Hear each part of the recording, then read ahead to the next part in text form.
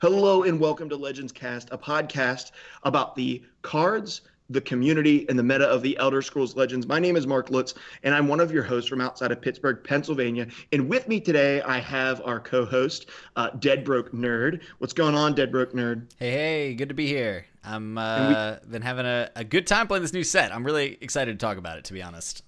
Yes, and the coolest part of maybe talking about the new set is the person that we get to talk with about this new set, which is the community manager for Elder Scrolls Legends from Bethesda, CVH. CVH, man, it's such an honor to have you back on the show. Thank you so much for joining us. How are you doing tonight, man? Hey, thank you so much for inviting me. I'm doing really good. Excited to talk about Jaws of Oblivion and everything else Legends as well. Yeah, well, we got a lot to talk about. I mean, you were on here for episode 7, which was some time ago. And yeah, I think episode 7 was right after Moons came out. Okay, that's before events came back. That's before Gauntlet came back. That's before some of the changes we're going to talk about tonight to Arena. It's before the Jaws of Oblivion expansion. That's before a lot of things. You guys have done a lot in the last 2 to 3 months. Yeah, it's been a very busy month since a very busy couple months since Moons of Elsewhere for sure. It feels like just yesterday. Yeah, you guys have been like pumping out content kind of like crazy recently. And that's really awesome. That's fantastic. So DBN, man, what have you been doing? I saw you were streaming earlier today. What's been keeping your attention in Elder Scrolls Legends, man? What you been playing? I've actually been a little bit all over the place. But I think my favorite card from this last set, I mean, it's probably just Worldly Wanderer. I mean, to be honest, that thing, it gives me everything I want, which is more Moon Gates and more Fighters Guild halls. So between those two things, I've been very, very happy. I even said, I think last in Moons, I was like, okay, there's all this new support synergy. Clearly, it's a design philosophy for Yellow, like a identity. I'm looking at all these tutors. There's tutors for items. There's gonna be a tutor for supports. I'm gonna put my money down on it. I was very pleased that it was, because dude, I've been playing all the supports, and but today I actually ranked up playing Orc Warrior for the first time in forever with the Marauder Chieftain. Marauder Chieftain is it's so fun. It's like okay, I gotta slam some extra items in this deck so I get more value. It's so good. Oh man, I love it. I haven't actually got to play with Marauder Chieftain, but here's what I'm curious about. It reads that it gets bonus attack every time another creature gets a bonus attack. Is that correct, guys? Mm-hmm. Yeah, all of your other creatures. All of my other creatures. Friendly creatures. Yeah. Friendly creatures. Not your opponent's creatures. Okay, what's the orc that gives +1 attack to every Orc Clan Captain? Yeah, and it does count for each individual person. So if you slam Orc Clan Captain in a 3-person lane, Marauder Chieftain gets 3 attack. Okay, let's say plus the other attack that it gets naturally from the Orc Clan. So exactly. Pretty sick. That's true. Let's say I did that. Now let's say I shadow shift him to the other lane. Yes. Will it do it again? Yes. Because he gets that attack and he keeps it. So let's say I shadow shift my Orc Clan Chieftain, or not Orc Clan, whatever it is, the one that gives +1 attack, Captain, and I shadow shift him to the other lane. He boosts the attack on the other lane. Does the new card go up again? And then if I shadow shift him back again, it would just keep going up and up and up. Yep. Yes. It's so cool. It's so cool. Oh my gosh. Does it work with Unicorn? Like Unicorn gives things charge, right? That have less attack than it. Does it come into play with 1 attack, get charge? And keep charge, or when his attack goes above Unicorn? It gets charge, but yeah, Unicorn is not like an on-summon effect, so when it gets out of range, then it would no longer have charge, unless you could keep the Unicorn bigger than the Chieftain, which is pretty hard to do. But Chieftain gets buffed by pretty much everything. I was playing Arena recently, and I didn't even think about it, so I played it wrong, but I didn't realize after Chieftain I played a Bankrai Butcher, and the summon effect actually, it doesn't start at a 6 attack, so it actually gains the power. And I was like, I could have realized I could have gotten 2 more damage out of that thing. There's a surprising amount of buffs in orcs. Like, I mean, and you don't even really have to. I went overboard initially, and I put a bunch of items in, and then I just ended up cutting the items because it's like, okay, Orc Clan Captain's gonna get enough buffs. Like, you got the Gatekeeper, you've got the Bankrai Butcher. Like, there's so much stuff that buffs, like you don't really need to go overboard with it. It's always going to get at least some value. Yeah, Okay. It's like the threat that it poses when you play it, even if you don't have all of the buffs. Your opponent's like, do I have to destroy it? Maybe it just wins the game if I don't. Yeah. You never really know. Okay, here's another question. This is because my mind's exploding now. It's exploding with possibilities. If I play it in Warrior and I play the Astronaut, that it's a what 3-mana 3/3 that destroys things on either side of it and gains their attack and power. If I was to attack face, drop this, crush 2 creatures, would his attack also go up by what the Astronaut's attack would go up by? Yep. It's anything, dude. It's anything. I was having a lot of fun with Militant Chieftains as well. I mean, that's one more thing that gives a big board-wide buff. I mean, God, they're so... I mean, orcs have just enough buffs in there that you can just go ahead and double down on it. Now, I don't think Orc Warrior is, like, the best, but the Chieftain helps a ton, honestly. And, like, I don't know, especially if you really want to go all in on, like... You can go and splash a bunch of non-orcs if you want to be lame, you know? But if you want to be cool, you'll put all orcs in a deck. And the Marauder Chieftain helps a lot with that. Yeah, cool. I was very excited when I saw that PDMD called it a good orc. Yeah. I think that's always been the goal, is to make PDMD think an orc that we release is good. Yeah. Well, mission accomplished. Yeah. Well, then, okay. Oh, you know what? My mind's exploding right now because I didn't even realize some of this. So the multi-colored orc, right, that gives all of your orcs +1/+1. Yeah, the If you have 6 orcs on the board, and he gives him a +1/+1, and then he gets another 5+ attack on top of that, he multiplies that bonus for every other orc that's on the board. Well, he adds the bonus. Yeah. But yeah, your head's in the right place here. Kane's a lot of deck. Oh my goodness. Okay, well, I now know that's a must remove for me. CVH, you work on this game all the time, and I imagined that you also try to find some time to play it on occasion. And so, what have you been playing since Jaws came out? I mean, we're a week in now. So actually, since Jaws came out, I played a little bit of the Oblivion Gauntlet, of course, but I've pretty much exclusively played Arena because I felt like I've sort of let myself go draft-wise over the past year and a half. I've mostly played ranked only because when you have less time to play, you just pick your favorite mode and kind of just go for it. So I've stayed away from Arena, but since the Arena ranks started, I've felt this compulsive need to try to hit Legend in Arena. So it's going pretty well. I'm at rank 4 so far, and I've gotten to play with a bunch of the new cards that I don't think I would have all played in ranked. Like, you know, you don't really play this the Sunken one. I think that's the name of it in ranked. But it's been really fun to experience the cards in the limited format. And I'll probably get to ranked the new Astronaut, right? Yeah, the 5/7 ward. Yeah. The piercing javelin magnet, but in Arena it just kills things. Yeah, no, I didn't know what that card was when you said the name. Yeah, I guess that's an indicator. For some reason, yeah, it's one of those cards that, like, obviously tons of people wanted to do card reveals, so I think actually that one I don't think I gave to anyone, but those kind of cards sometimes get given as card reveals, and people are always like, oh my goodness, why are they wasting set space on something like that? And then it's seriously just a limited format card, you know. No one really expects, the design team isn't shaking their heads or scratching them and then wondering, why isn't the Sunken one seeing any play in that Legend, you know? It really is just it's a limited format card.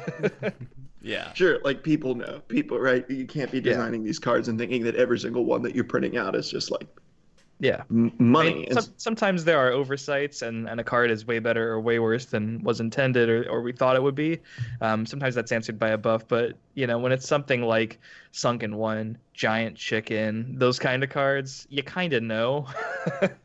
Okay, was old Salty's sack bag of crabs more powerful than what you thought it was going to be? Because I hate that card. I refuse to use its real name. I hate it.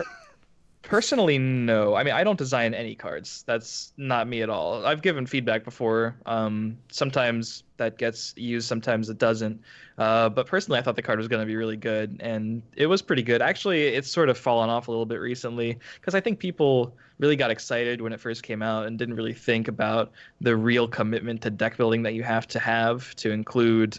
I think most people are doing 11 crab type cards and then the 3 old salties. It's a really substantial part of your deck. You can't just throw that into anything.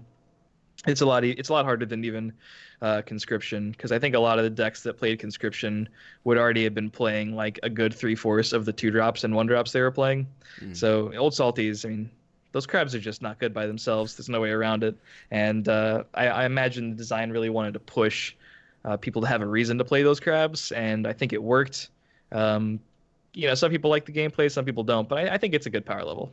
Well, I think too, like, it comes down on 5. On 6, you can get rid of all of them with your Ice Storm. Like, it's definitely a very powerful swing, no doubt. But the timing of it, I think if it came in any earlier, would be a pain. But, I mean, I don't necessarily have a huge issue with it. I will say, today on stream, I had a fun time playing Old Salty's Assault in Redoran with Painted World at the top end.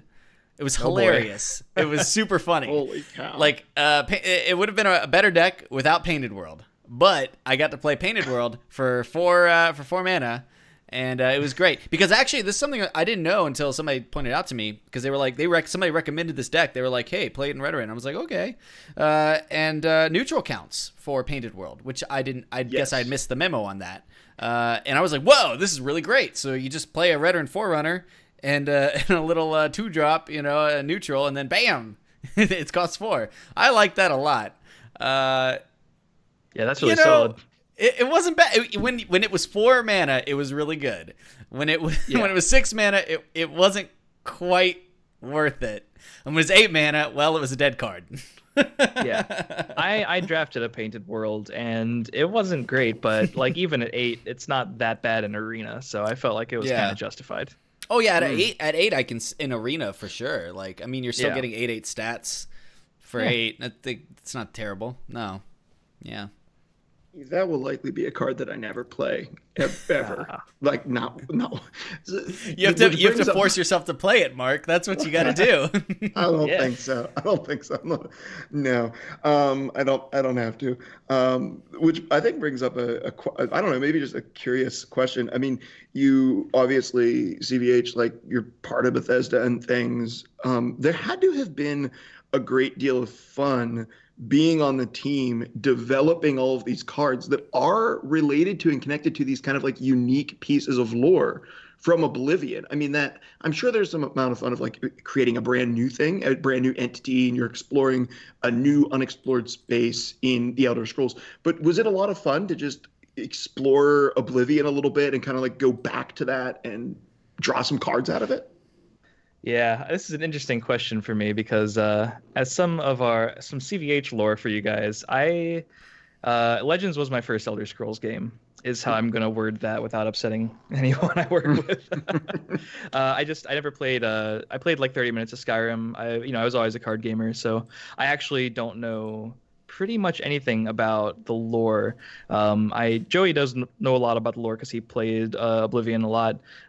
But the actual creation of the cards, that's all done on Sparky Pants' side entirely. So they're the ones who really get to explore and match. Like, they have the whole art commission process is one thing. Then you have the card design process and like matching the kind of effects they want and the kind of mechanics they want to sort of drive the theme home with the characters that are present in a given place or era. And then matching that with like the art commissions and making sure everything comes back and looks the way they want it to. There's been cases when like a card they want to make, the art just didn't really vibe with it, so that changes. You can't always just redo art. It takes a pretty long time to commission those pieces, so sometimes the effect changes to be more friendly with the art and everything. It's all this big cohesive unit. I do get to see the cards and they're created as they're being created, but that's mostly a thing that the design team does and QA does as they're being created. And the first time I really dove into the expansion And this is true for almost every expansion that we've done recently. I think Isle of Madness being the only exception. But all the other expansions, I've only really started diving into the card pool when I start getting ready to do card reveals and everything. So then, and that's usually I jump in, I'm almost completely unfamiliar with the cards at that point. And then by the end of the card reveal season, I have almost all of them memorized because I've seen them all so much in my emails and my DMs. Sure. Now and at that point, they're just committed. I want to ask Mark. We're not officially doing the Q&A yet, right?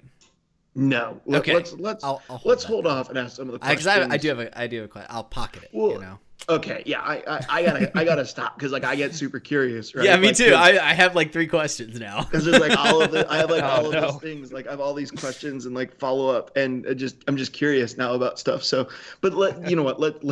We've talked about what we've been doing in TESL. Just for the record, I like my week in TESL actually involved streaming for the first time. I got a streaming rig set up. A buddy of mine donated a bunch of parts to the cause for the show, which is incredible because he basically gave me $1,200 worth of computer parts. That's a good friend. That's a really good friend. And he's like, dude, I want to see you stream. Like, I want to see you put content out there. So I bought a couple of computer parts and I got like a pretty nice gaming rig for like $150. And so like you can't really beat that. That's pretty incredible. It was clear that there were some doors opening for me. So I started streaming this past week, which has been a lot of fun. And I think that honestly, like streaming, it's been a little bit stressful, but what I find to be less stressful is actually playing Arena on stream. And you said less stressful or more stressful? It's less stressful. Like I feel like I can engage with people who are in chat when I'm playing Arena because I care significantly less than playing on ladder. And you've never heard of a person who practices, like a practicer on a streamer who just practices on like casual mode. That doesn't seem like a thing that I should be doing. It doesn't sound like an appealing thing to go watch. Hey, come watch me. There's no stakes.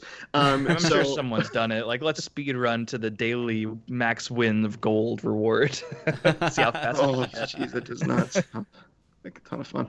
But anyway, so I've been playing a little bit Arena and I actually have really enjoyed it. I'm excited because we're going to talk about that in the next segment of our show, talking about the news and looking at some of the new stuff that came out for the Arena, which is exciting for me. Let's go ahead and move on to our segment about the news and what's been going on with the news. Okay, so in the news this week, of course, like we actually recorded last week on the day that Jaws came out. So there's a ton of news around Jaws in general, but there was a couple of things that we wanted to make sure that we highlighted. And one of those things is that there is a lot of changes to Arena. A lot of changes to the Arena. CVH, I mean, I'm sure you kind of have a pretty good idea about some of the changes that were made to Arena, especially you've been playing it. So tell us about, because before you'd get like your 12 wins or whatever, your 9 wins, you'd get your adoring fan. Every time you got like a 9-win run or 7-win run, whatever, you'd go up a rank and you could get to rank 1. That was kind of it. You were capped out there. So what are some changes that you guys made to Arena with this last patch? So the gist of it, and if anyone wants to explore more, the article is on our website, legends.bethesda.net, and TESL.blog actually just did an article that summarizes those changes along with their tier list. But basically, the idea of it is that the ranking system in Arena is now very, very similar, basically identical to the ranking system of Ranked Constructed. So you climb the constellations, you win, you gain a star. You lose 1, and basically you have ranks 12 through 1, and then legend rank on top of that. And that's pretty much how it goes. And matchmaking is basically determined in the same way. It tries to match you with someone at a similar rank, as opposed to that sort of being invisible in the old Arena mode. Yeah, and with that comes 2 things that I think are really big and super important. You can get card backs now. The same ones that you could have gotten for rank. So if you get to legend, does it reset? Okay, that's another. Does it reset every month? Yeah, it'll be the same seasons as ranked play. Same seasons. Okay. Yeah, so if you hit legend, you'll reset to 5 in Arena, and they're separate too. So if you don't play Arena at all 1 month and you play a bunch of ranked constructed, you'll be at different ranks next month. Interesting. So you can actually get the legend card back, the top 100 legend card back, and the top 10 legend card back now through playing arena. Yeah, theoretically, someone who's never played ranked and never wants to play ranked, and I mean ranked constructed. Now that they're both kind of ranked, but you could basically get all those just from playing ranked arena. Yeah. Yeah. DBN, I don't know if you have anything like chime in on about some of these changes, but you're not primarily an arena player. As someone who's not an arena player, does this entice you to check out arena more? No. Okay. But okay. So when I get bored on stream, I'll play arena. The thing is, like on stream, which is the majority of when I actually get to play, because when I'm not streaming, I usually don't have time to play. But the thing is anytime there's a new set, I have so much experimentation to do, and like kind of, I mean, I don't know, like my shtick, if you will, like the only thing that I think I do differently than other streamers, I guess one of the things that brings people in and makes people interested in watching me over someone else is that I heavily experiment with weird stuff, and I've got about a group of like 4 or 5 regular viewers who are constantly coming up with these harebrained schemes to make certain cards work, like Painted World, and saying, all right, DBN, like I've got this rough list, like let's see what we can do with it. And so my thing is trying to make meme decks viable for ladder, right? And as you can probably guess, there's a lot of meme decks out there, so I usually have something to tinker with, right? Transmogrify Invade being my favorite thing by far with this new set. It is amazing. It's so fun. So I don't have time to play Arena. I really like Arena, for the record. I actually do really like it. It's just a huge time commitment in a stream because, I mean, you draft, and usually you want to take your time, make sure you make a good deck.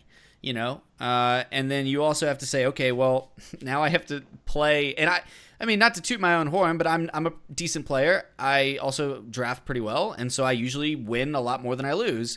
So if I'm winning, if I'm going 7-2 on an arena run, that's, 2 hours.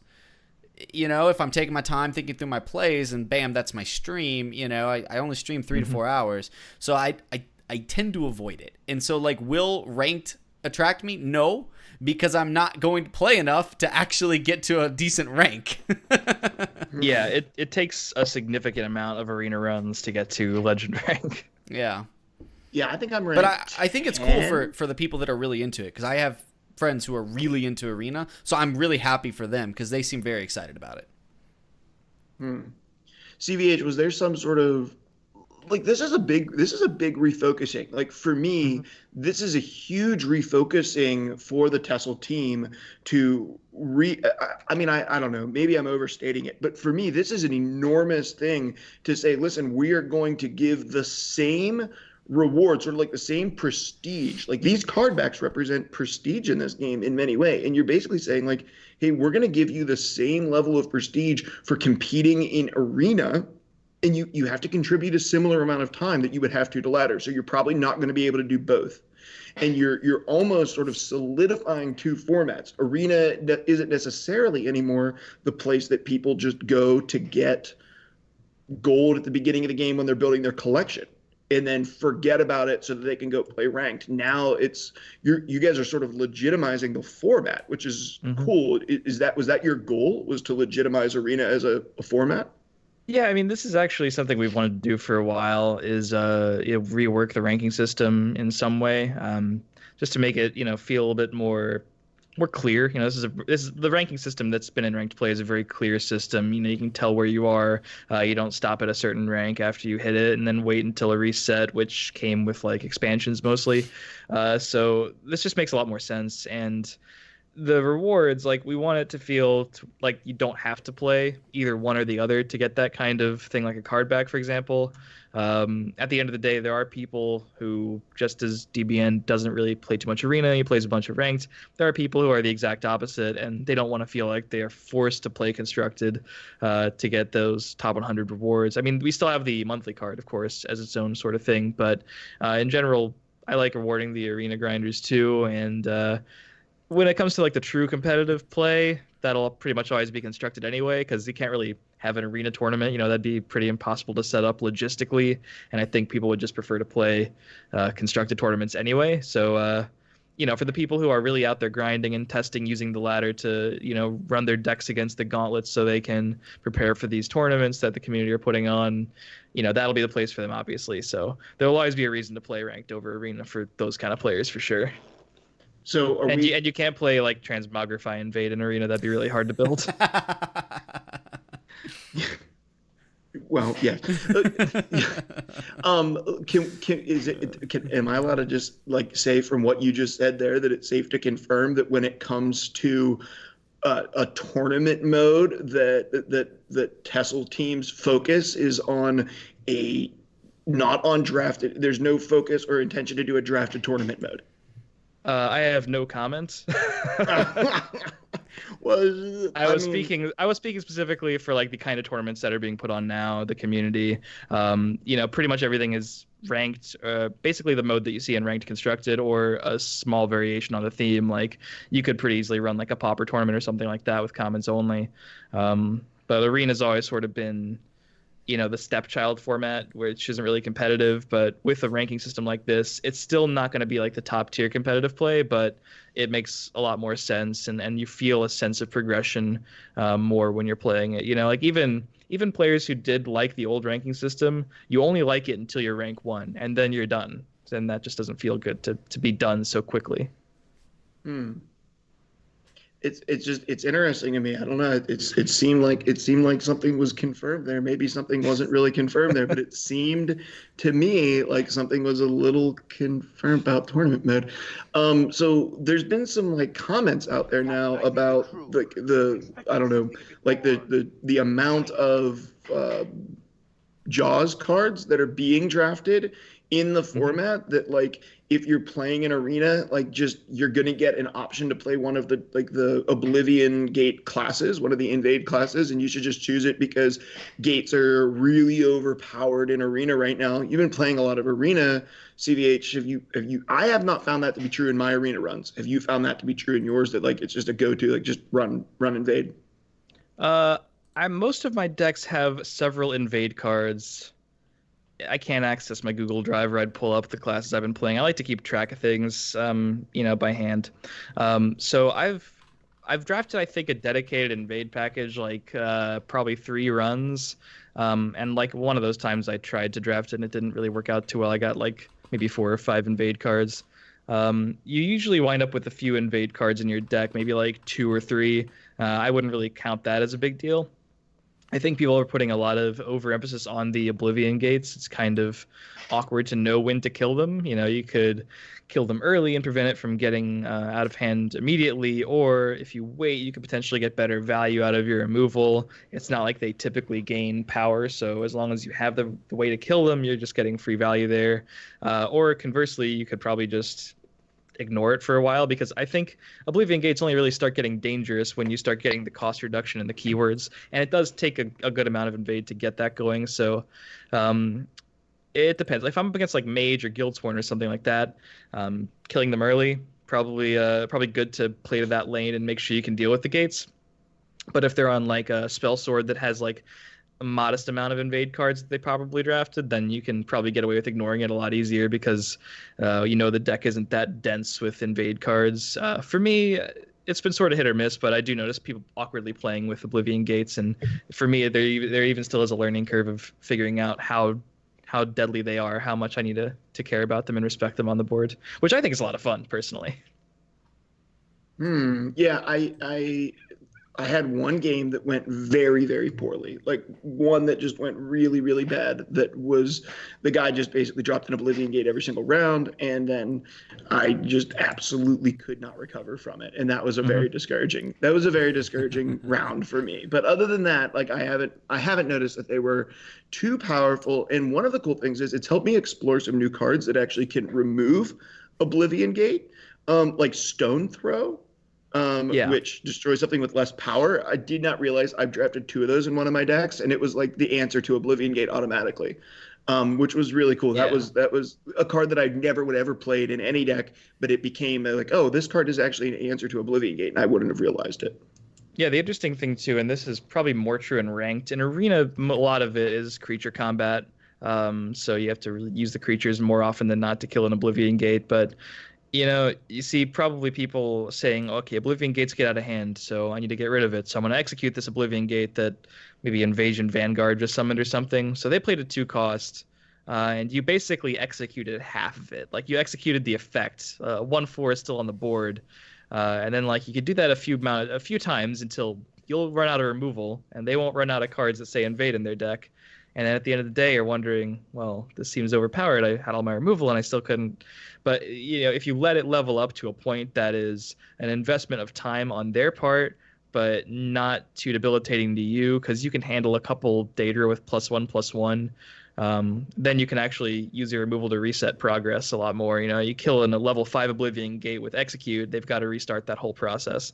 And if you were able to deal with the Daedra on board, then there really wasn't a huge rush to deal with the gate. It's pretty tough to think about, because then on the other hand, you could let it go too long, and then all of a sudden, and you've got like 8 keywords coming down against you. But that so rarely happens. I think in arena, it's been very rare that it gets past level 4-ish if I really want to get rid of it. It's tough. Yeah, I think that, I've just seen a lot of feedback basically from people who are playing the new arena and saying like, man, we're definitely seeing a lot of Oblivion Gates in arena. DBN, you don't have Reddit pulled up right now, do you, with some of the cards that were spoiled by chance? No. I probably should have thought about that. I don't have anything pulled up, dude. I am juggling like 3 different programs trying to keep everything intact. So sorry. No, that's okay. I was scrolling through it, but maybe we don't need to talk about like any really specific card then. Which is that good? Do you prefer that? We can touch on the fact that there were some cards that were revealed, but they're very cool, and I'm very excited for them in the future. Yeah, a lot of 2020 cards that have been. Couple? Were they is revealed the right word? Visible. Okay. They were made visible, yes. Yes. And then they were made invisible again after that. So that's good. So as I'm scrolling through these Reddit posts, I probably won't be able to find it for that reason. No. You can find it on Reddit. Yeah. Okay. Yeah, so we can't, like, once something's on the internet, trying to take it off the internet is a losing battle. that's probably, it's just not gonna. We can remove it from the client, or actually, it wasn't a client problem so much. It was an export code issue. That's why people were seeing the car. Actually, no. That was a different thing. Sorry.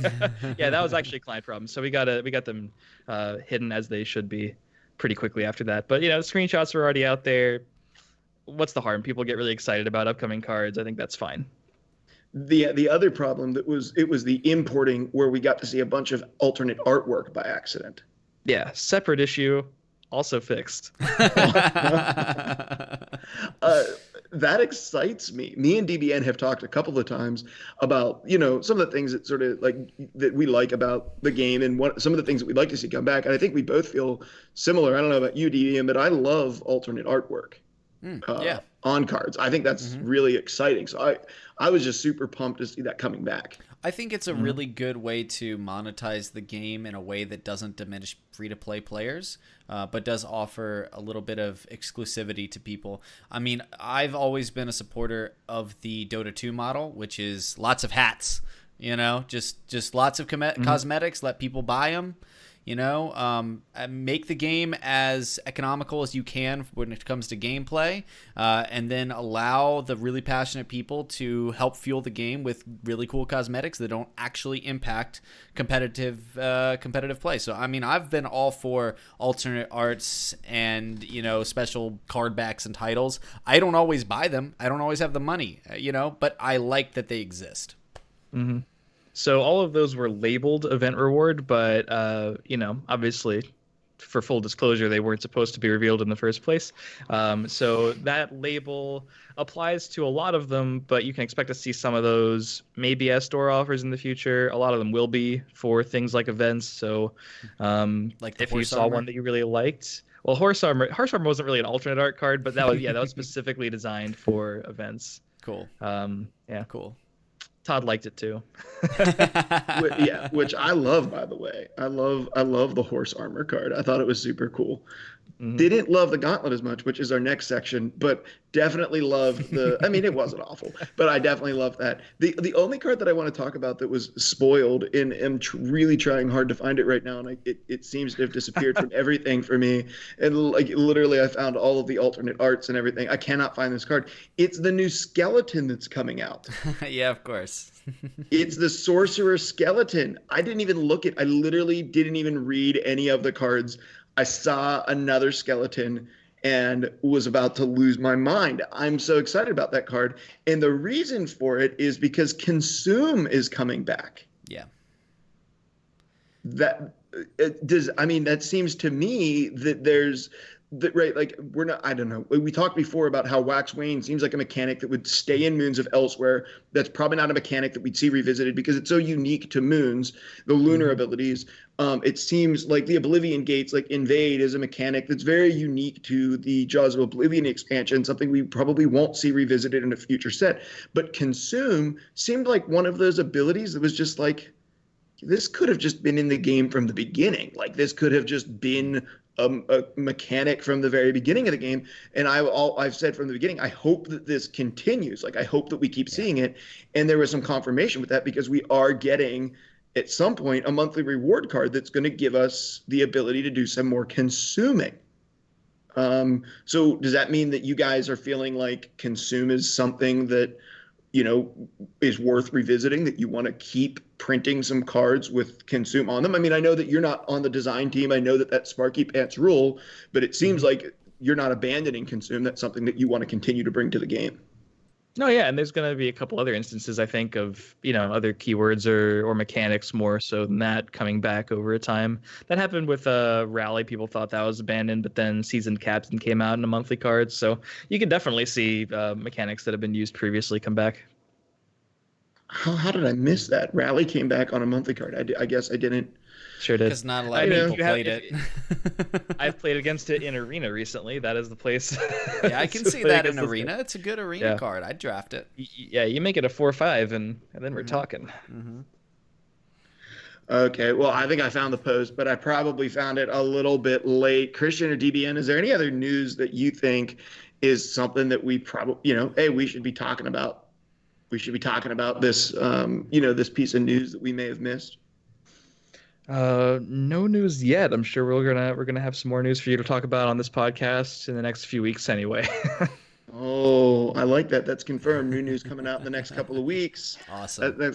Next couple of weeks, we like that. I did finally find all the cards. I'm going to find this stinking skeleton, Headless Zombie, because now you can't find it because you have to scroll for 45 minutes through Reddit to get to it. I don't know why someone didn't pin this stinking thing to the top. I'm so surprised that it wasn't pinned. Oh, come on, a Headless Zombie. A 4-mana 3/4 sorcerer card that is a skeleton that reads summon consume a card, last gasp, draw a copy of the consumed card. That is sick. That is a really sick card. Yeah, that is absolutely what color is it sick. It is sorcerer. It's blue, purple. Okay. All the coolest cards are sorcerer. Yeah, it's not confirmed. Not even a question. Yeah, definitely a little bit of preference there. From If I had my druthers, they would all be sorcerer cards. Sorcerer's Negation would be the benchmark. Mm-hmm. Yeah. Dude, I tell you what though, Mark, you're gonna have a heck of we already talked about this. You're gonna have a heck of a time finding room in your 4-drop slot for that bad boy.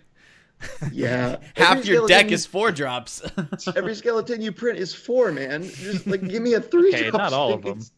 Oh, most of them. A 3-drop skeleton. We got Dark Guardian. That's so good. It is a great, it is strong, but I have to draw it when it's my only option. I've been trying to play skeleton tribunal supports I want to play like the Wow. support training cards, ground. and then I want to play all the skeletons and get them all buffed up like crazy. That's my goal. Hasn't worked yet, and it's because like almost all my supports and half my skeletons are 4-drops. And the new legendary skeleton, which I freaking love, and I got a golden of it, is also a 4-drop.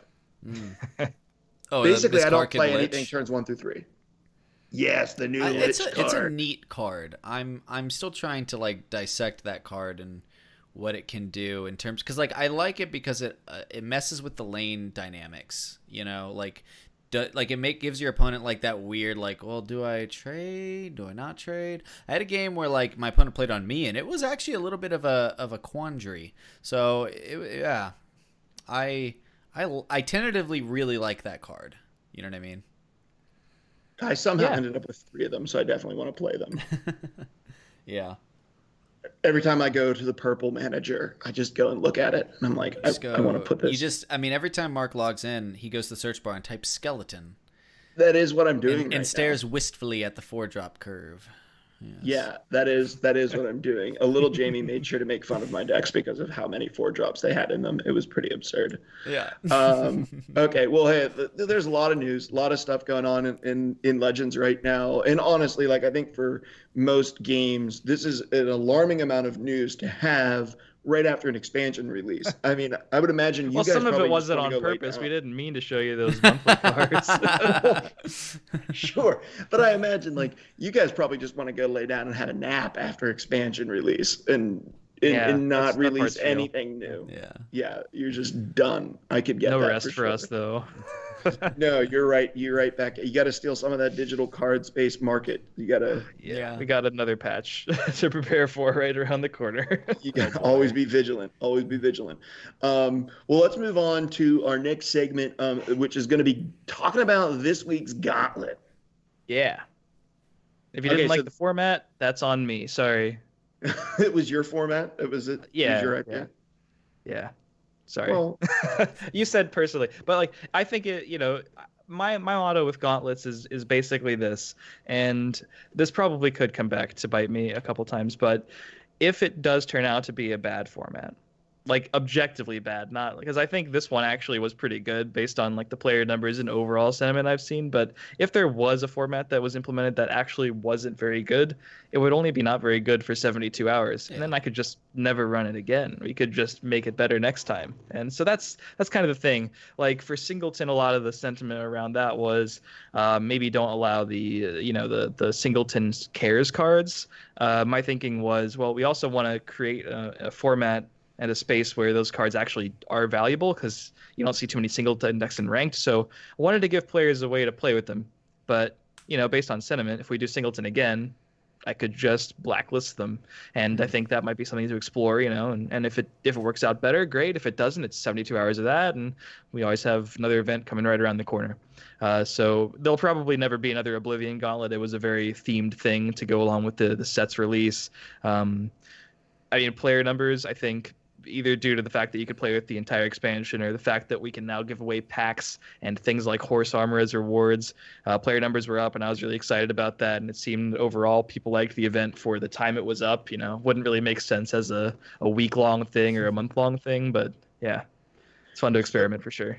yeah. So are you the guy that's in charge of Gauntlet?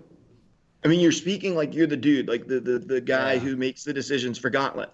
Some people, I come up with a lot of the ideas. I do have to get a lot approved, but so far I'm like the driving force behind the schedule of the events. Yeah.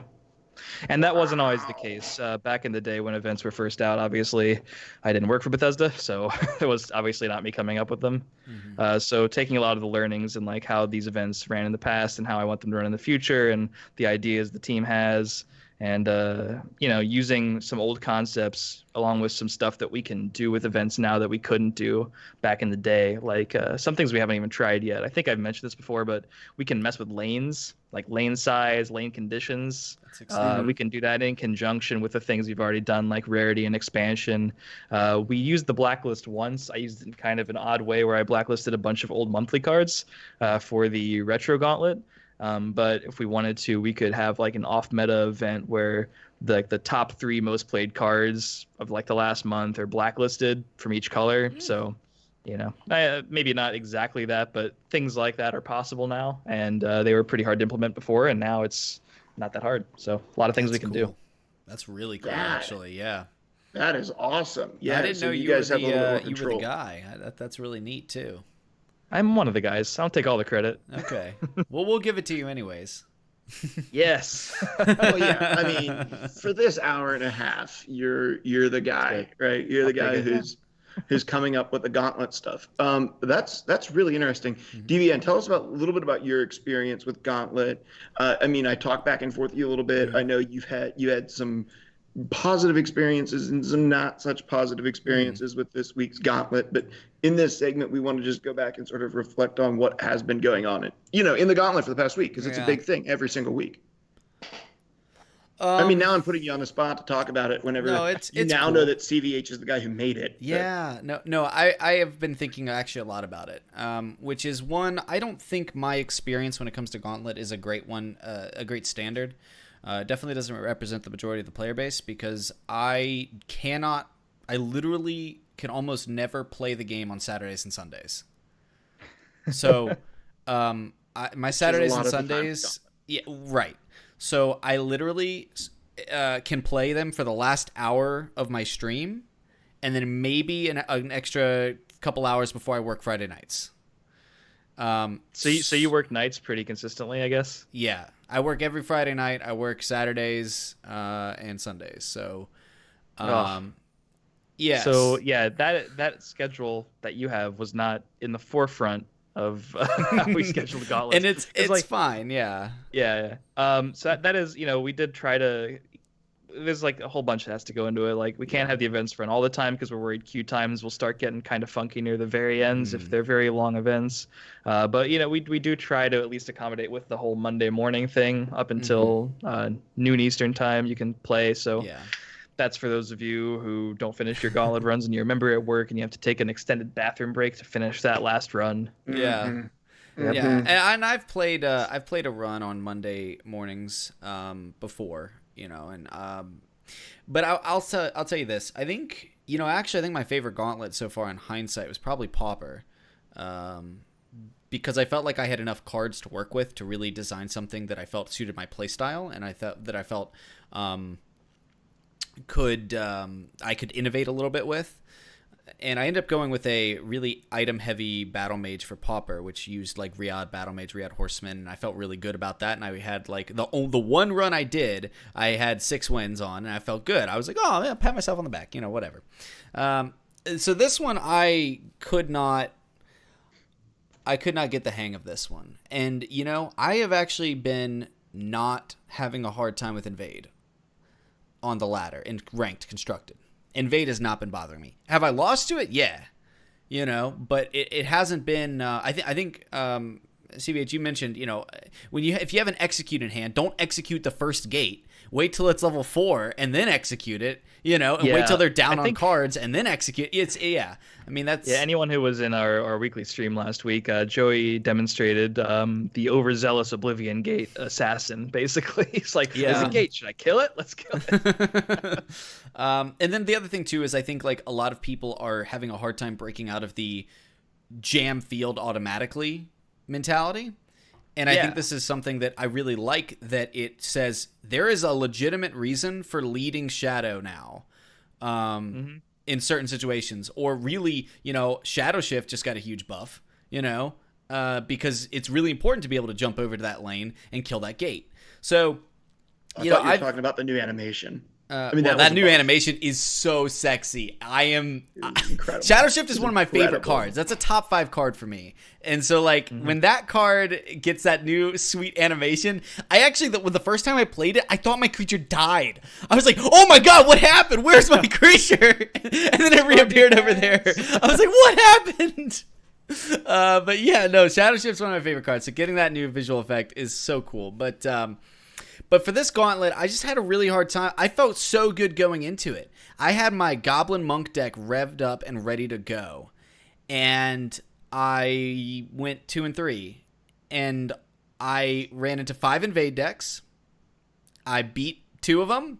and I lost to the other 3, and it felt just simply as if I didn't have enough tools to work with. I couldn't put Grizzly Gourmets in, which would have been a nice little tech. I just didn't feel like I had enough to work with to really counter what was a much more fleshed out archetype comparatively to everything else. Because when you look at like the design strength of core and the archetypes that were there, I think we see a slight power creep in terms of statting. I think we see a definitely in terms of like looking at what mechanics were involved in core. There was less in any one mechanic, and it was a little bit more spread out. So you kind of had to supplement things together. And Invade was, and frankly, big applaud to design team. I feel like Invade has actually enough to be legitimately relevant. At least on the ladder, whereas I think in past expansions we've seen some things like, it's just my personal opinion, like maybe it's like we're 1 or 2 cards short of Exalt being really good, or 1 or 2 cards short of Betray being really good, or something like that. I still kind of wish there was 1 more card in each of the colors for Wax Wayne, or I wish that Wax Wayne was done the way that Invade was done, which is that it was 3 colors for Wax Wayne and 3 colors for Consume, and I think it was slightly weighted one way or the other. But I really enjoyed that about Jaws, but it does kind of awkwardly compare with Core in terms of how fleshed out the archetype is. Yeah, and the cool thing about Invade, like one of the things that I think makes it a little bit more playable on the surface is that you have the cards that invade and the cards that care about invade are typically one and the same. So like you have Daedra that invade, and when you invade, it makes your Daedra better. And you're already playing the Daedra because they invade. So it's not like you have this odd... Like, obviously, Wax and Wayne is pretty good in certain decks, but, like, you can't just draw Moongate, And if you draw 2 Moongates, you have 2 Moongates. You still don't have a good play. You just have 2 Moongates. And you feel pretty awful about it. And then, Consume. There are some decent Consume cards, but, even in Arena, you have, like, the Consume cards... that consume, and then the cards that care about consume. They're 2 different things, and it requires like putting pieces together. And when you have cards that it doesn't really matter as much what order you draw them in or which 2 invade cards you have, as long as you're getting a good amount of them, it makes it a lot easier to deck build and to have more consistent game plans. So you can level up those Oblivion Gates very quickly before they get Grizzly Gourmet. Yeah, right. And some of those tech choices just weren't present. You could run the executes, but frankly, I'm almost like, man, do I run those slow executes in my aggro monk deck? It was tough, and I actually played all 3 runs because I wanted to get the horse armor, but I played them all on Friday in the span of like 4 or 5 hours, and it helped that I lost a lot. I got it done faster, but I didn't take the time. I mean, I was seriously doing it on my commute, you know what I mean? Like, I'm sitting there. I actually finished my last run at work, like waiting for something to do. No, at work. Oh God. No. He would never admit that. Yeah. At work, sitting there like, come on, let me get these last ones done because I know that Saturday and Sunday I won't even be able to log in. Like I'm that busy. I was gonna say you must be commuting like on the train or something, but then I realized you're from like that 757 area and public transport's horrible. Well, yeah, we've got a little bit of that, and also I'm not gonna lie, the traffic in the evenings on 64. It was really bad. So I actually was in like bumper to bumper for a minute, and I'm like, all right, let me build the deck for the next for my next run. I did that on the car. The irony is that the traffic was bumper to bumper because someone got in an accident while playing Jaws. Yeah. Well, my experience in the Gauntlet was it was good and bad. I played Mage Vade in the beginning and had a good experience with Mage Vade, and I actually. Here's the one thing that I think that needs to be said, and it doesn't have anything to do with Gauntlet, but one of the things that you guys did incredible with this set was not only did you make Invade viable by printing enough of it, but on top of that, you made it accessible, which I think is really important because Wax Wayne and Consume were good, but they weren't as accessible because of some of the legendaries that you needed to make them good. Whereas Invade is very accessible. And then what you did is the legendaries that got put behind walls are things like Worldly Wanderer. If you were already pouring a ton of resources into making those support decks, who cares? You play enough to get those resources for that, so just get the Worldly Wanderers. Yeah, who cares about you support players? Hey, hey! You have the Fated Wraith. The Fated Wraith was like a new deck that you could explore, but it clearly wasn't the focus of this particular set, right? Like Invade was clearly one of the key focuses, and if you got excited about Invade, you could just jump on and you could play Invade, and you would get enough to be able to do that. And I think that's awesome. I think you did a really great job of making Invade accessible to people, which I absolutely love. My experience in Gauntlet was good. It wasn't fantastic. I will say that I've loved what you guys have done. I think that I'm actually not going to hit Legend for the second month in the row because I'm spending time playing the Gauntlets. That's fair. Because I'm spending some time on when I'm on. I just want to play them because I want to get my 3 runs in. I want to see how to do. You've made the rewards really enticing, and I think that it's a huge boon to a new player, even if they're coming into a Gauntlet and they don't have the collection, but you've sometimes made the collection completely available to them. So now they can go in and they can play with all of these brand new cards that they couldn't possibly get access to. And maybe they're not going to win a bunch of games, but they have a higher chance to. And then you're giving them these sick rewards. You're getting the horse armor. You're giving them packs. You're giving them gold. They don't even have to front much to get into it because you're typically giving them enough tickets through drops and through daily login that they can get into it and then win a couple of games and get enough back for free. I think that you guys have done an incredible job at making Gauntlet a really phenomenal new player experience, and yet you've left it to still have some competitive edge because you've done the leaderboards and people want to compete to get to the top. And so I think that there's something there for the whole gambit of players. And so, spot on. There'll certainly be some Gauntlets that are more my favorite than others, just because of the format. But I think the existence of it and the way that you guys are operating with it is just incredible. I mean, there's not many things that you can create in a game like this that can hit somebody like me who got 100% of the collection for Jaws on day 1. And then you can also hit somebody like some of the people who are in our Discord who are brand new to the game and are buying pre-con decks. But you're able to hit that wide of a range of players. That's incredible. There's not many games that can do that. So, kudos. That's fantastic. I applaud that for you guys. And awesome. Yeah, we have a lot planned too. So that was a 3-ticket 500 gold event. Obviously, you can enter in gold now. For those of you who missed that patch, gold entry is a thing. That was a holdup. But so all events moving forward, we plan on gold entry being a thing. We plan on packs being awarded. No event without them. Not everything's going to have an alternate art card, but we do have a good amount to give out in events and things like card backs as well, which fortunately I haven't seen anywhere online yet. So those are still a secret, but some of them look pretty awesome. You're going to get card backs through Gauntlet. There we go. Yes. So the next week's event, actually, it's Tuesday, right? So we're actually going to announce it tomorrow morning. That's fine. So next week's event is going to be something that I think players have seen before. Not this year, but one of the ones from Gauntlet's past. It's going to be only a 1-ticket event. So we do have plans on doing events that are cheaper with entry and events that are more expensive in entry than even the 3-ticket ones, some of the more enticing rewards. But some of the sort of core philosophies are we never want it to feel bad to get 0 wins.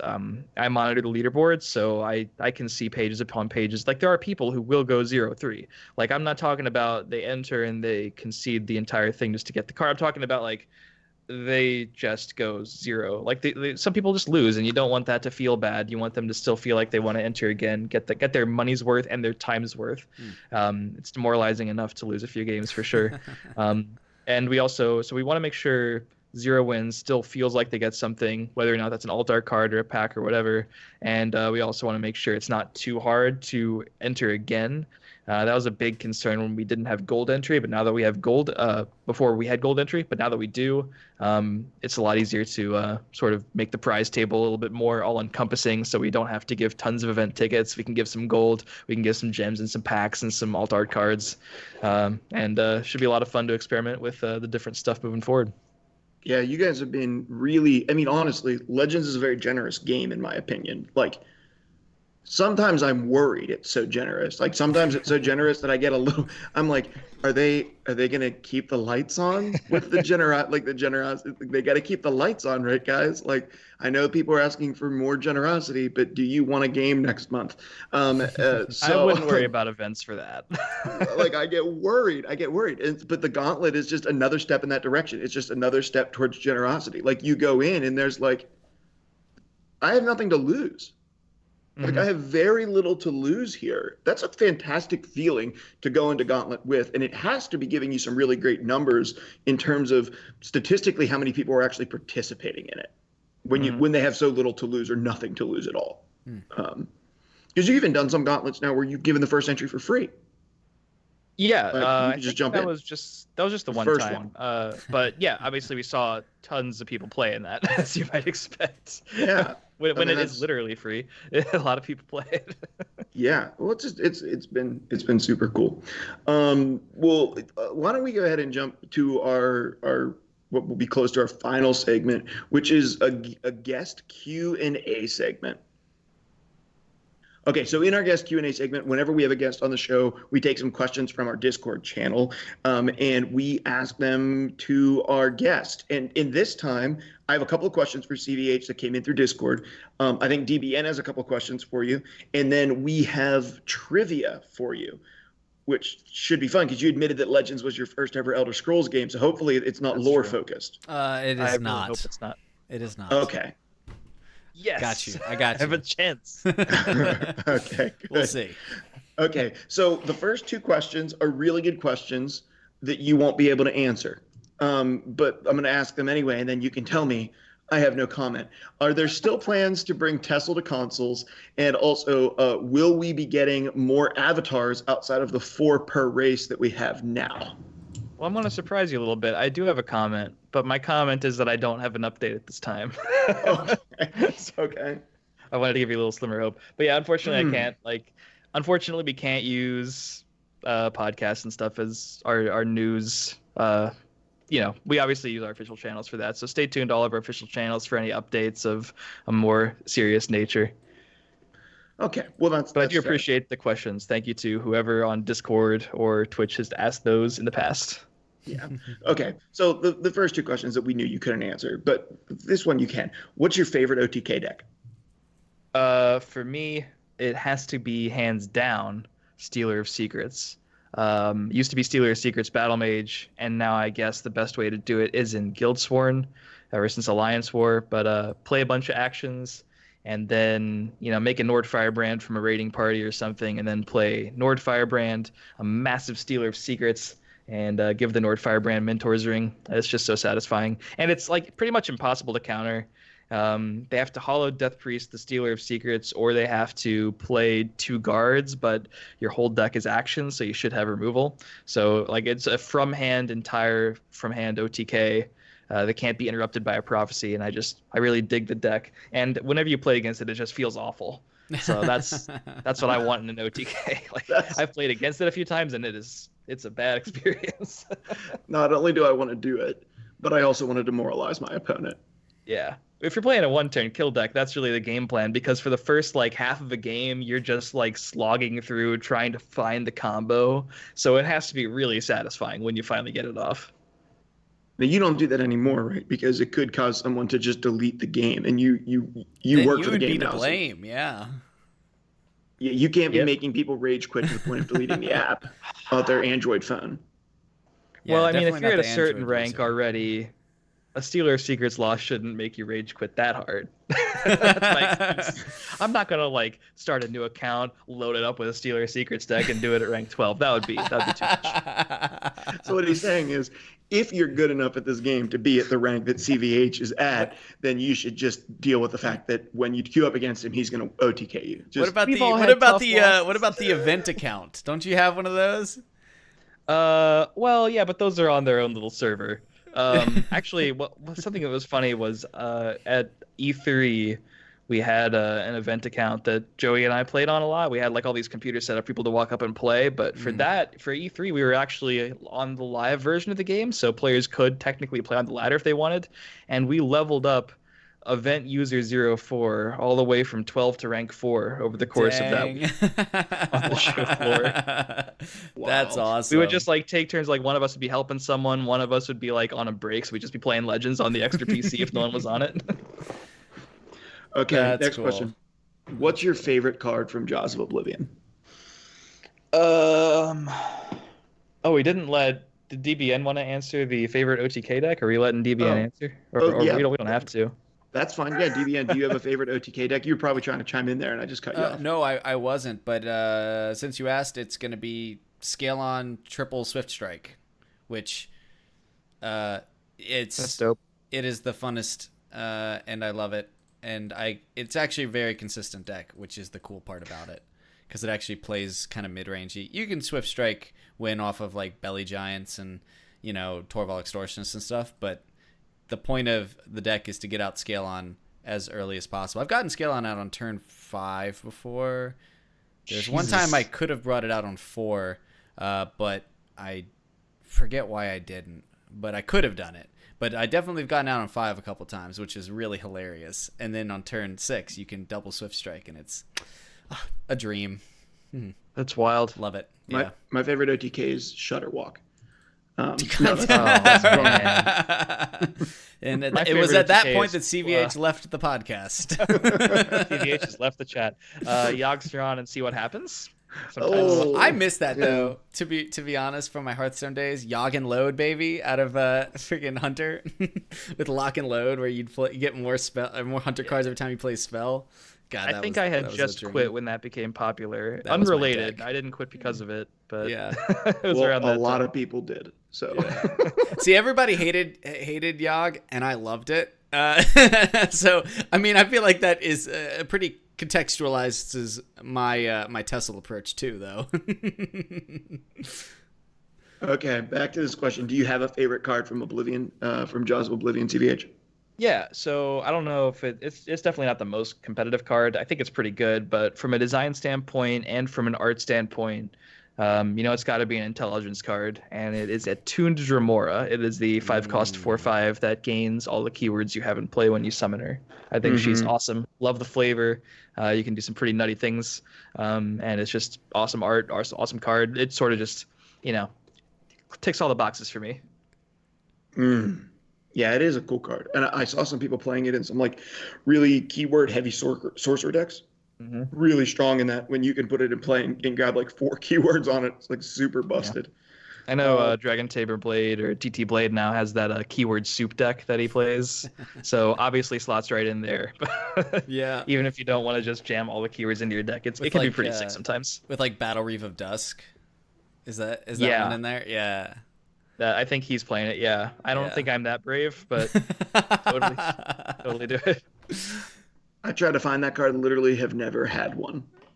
Never crafted it, never opened it, never had one. Very old monthly card, so you're not going to open it. Well, that makes sense then. Yeah. DBN, do you have a favorite card from this set after a week, man? Oh, we don't have to ask me every question that we ask CVH, but it's just it's Worldly Wanderer. I already said it, yeah. Even really digging the hand buff stuff. Yeah. Which actually, it makes me really love. I mean, I don't know. I'm not gonna be offended if you didn't see it, but I've been playing around with Spellsword, like Waxwayne Spellsword with hand buff and pairing the two. It actually feels like legitimately very strong. I actually did see that. I shipped Joey the deck code, by the way, so cool. We'll see if he wants to play a little bit of it. It feels legitimately strong, and I mean, I haven't done a ton of like refinement on it, but like, dang, like Worldly Wanderer like removes that inconsistency element of Lunar. Like, it not removes, but vastly improves that inconsistency element of oh man, my Lunar card sucks. I'll never get that Moongate. Man, look at these 2 Queen's Captains sitting here crying, and then of course like the hand buff elements, just I mean, it pairs so nicely. Oh gosh. Yeah, I love decks that have all those little intricate synergies with each other. Like, even talking about it, this card buffs this card, or it can buff this card depending on like whichever is better, and it's pretty cool. I do really like that a lot. I really like the new Lich card, obviously, because it's a skeleton. The other reason is because my first gauntlet, I got 6 packs, and in my first 3 packs that I opened up from the gauntlet, I got a golden Worldly Wanderer and a golden Lich. Ooh, so I got nice. 2 golden legendaries in 3 packs. That's cool. That was pretty freaking bomb. I pulled It took me so long to get a premium legendary when I first started. I've only ever gotten like 3, and 2 of them were on that gauntlet first run. The only ones I have are from this set because I used to be so cutthroat about dusting premiums. I mean, I didn't start keeping premiums in my collection until Moons because I was so desperate to like get the good cards. And but I have right now a premium Gray Fox, which I'm actually excited to mess around with once I start digging back into green. I haven't messed around with green too much yet. And then I also have 1 premium Bloody Hand Chef, which looks really cool, cooking the skeever. Yeah. Oh, it's so cool looking. That is really cool. Yeah. Super cool. Another really good premium while we're at it, Dremora Channeler. That premium looks really, really cool. And actually, I was thinking about this. And I wanted to get your input on this. Okay. Like an OTK with Ring of Namira and Dremora Channeler and a hand buff Empire list. That sounds disgusting. I love it. Let's do it. Yeah, I haven't messed with it yet because I don't actually own Ring of Namira. 15, or I guess 13 if you want to get them to 26 first. If you want the true 5 rune OTK. Yeah. Well, then I'm an OTK purist. You know, it has to be all 5 runes at once. For sure. None of this Leaf Water Blessing, having to click a billion times thing. Yeah. Having to click a bill. Don't make me click. Yeah. No APM if I involved wanted in to click a bunch, CVH. I would just attack my opponent. You know, like. I would click 3 times. What about waiting for a million animations with telekinesis? You know. I don't have the patience for that. Yeah. I actually never, as much as I love items, I actually never messed around with telekinesis, not once. It's one of those things that everybody jumped right on that train, and I was like, nah, I'll do something different. Yeah. Now, I really hate Corey Millhouse's item deck in particular because every time like I played it like twice and I always get stuck with it like actually no, he played it against me. He got that 10 item hand that just happens. Yeah. Like just slightly less items, slightly fewer items, and you're fine. Yeah, no, it's so funny too when it happens. I saw that happen to Ian Bits last time I watched him play that list, and it was he got so mad. I felt so bad for him though, like because it's totally one of those things that, like statistically probably won't happen too often, but when it does happen, you just get locked out and cry. You know, it's so funny. But I do have. I don't know if Corey popularized that, but we go way back. We used to be on a team for a game called Kaijudo, and he was always making wacky decks that I had to convince our other teammates not to play. So this is just that part too. We talked about Kaijudo when I interviewed you for the article. That was the extension of Duel Masters, right? It was like very similar to Duel Masters. Yeah. They were. I mean, they're both made by Wizards of the Coast. Okay. Duel Masters still exists in Japan and other Asian countries, but very similar gameplay. Yeah, that's very cool. So we had Bones wrote into us, and my question is different, but he said, I low-key am interested in what his average day is like. So CVH, like what is as the community manager for TESL, what is your average day like? And I think that is focused on like once you clock in at work, probably not like your clearly very serious workout routine. Yeah, actually... So we're still going to be able to hit that because I work out after work. A lot of people do it in the mornings, but I'm just too sloth-like in the morning. Also going to focus on the weekday and not the weekend because I'm a slug on the weekend. So weekdays, I usually, just get ready for work. I usually get to work at somewhere between 9 and 9:30. It's not super strict. I usually eat breakfast at work. So I try to compartmentalize. I feel like it's easier if you just have your own sort of set schedule. There isn't really a strict way in which you have to do things as long as you attend whatever meetings and meetings can be all over the place. So I usually start the day by, following up with any DMs I missed or any emails that I missed. And, while I eat breakfast, I'll browse Reddit, browse Twitter, browse, content websites to see anything I missed and make sure I'm sort of up to date on the happenings.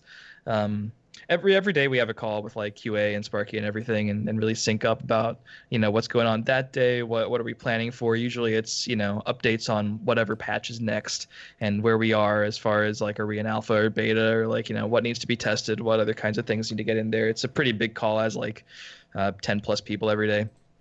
Just some stakeholders from every group. It really depends on what we're working towards. What's going on. Some days I'll be focused on like developing like social and events and stuff and working on that. Other days will be, days when, there's a lot of moving things going on and I have to talk with brand and PR about like our response to something or we want to, plan for. Leading up to an expansion, it's obviously can get pretty hectic, but I think that's probably the next question. So I'm gonna table that one for right now. Yeah. I usually leave work sometime around 5:30 or 6. At that point, we go to the gym. Bucky, my fiance, he works in QA. So QA is all over the place, but he works quality assurance for Blades right now. So we leave and we go to the gym at about that time, head home, probably get done the workout at like 7:30, home by like 8, cook dinner, eat dinner at like 9. Then it's late, so we just chill, go to bed, and start the next day. So I really don't have time to... since I do the gym pretty much like 4 out of 5 days every day, getting home at like 8 or so after that doesn't leave a ton of time, but it's a schedule I sort of fell into. And I'm one of those guys who just locks into a schedule, and that's just kind of how it goes. And that's what you're in for. Okay. Yeah. Well, that's cool. I mean, I think it's really cool to kind of get an idea about what is happening behind the scenes in your day-to-day life. And kind of getting an idea about like what is going on, what meetings do you go to, what decisions are you making, what things are you running to, one to the next. I think that's awesome to know that. And the last question before DBN, you have some trivia for him, is does Sparky Bethesda have future keywords in mind? Oh no, that's not the next question. That's the wrong. It is a question. It is a question. I don't even know we're going to go to that one today. But what does the release day for a new set look like behind the scenes? So Jaws is coming out. You're showing up in the morning. You show up extra early. Is it an extra late day? What does it look like behind the scenes when a new expansion comes out? So fortunately for me, my schedule doesn't really have to change that much. I'm not like a live ops person or something like that, or QA. Those are the real heroes, by the way. For this expansion, it was a little different because that iPhone or iOS delay that happened, we knew that was coming the day before. So there was a lot of planning on, all right, what do we do if the approval happens here? Are we still good to release all the clients and all the platforms and everything? Do we want to delay? Is the messaging confusing? I'm always worried about if one group of people doesn't have a patch.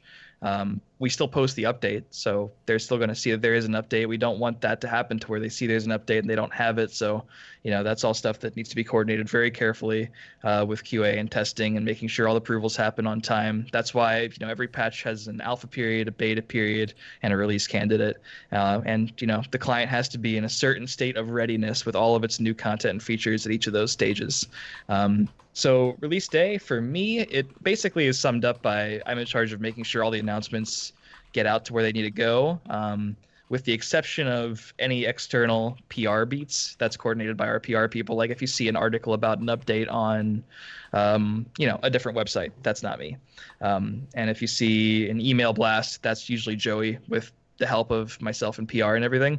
But as far as all the social gets posted, that's me. Got to make sure all that's ready for the global team in all the languages.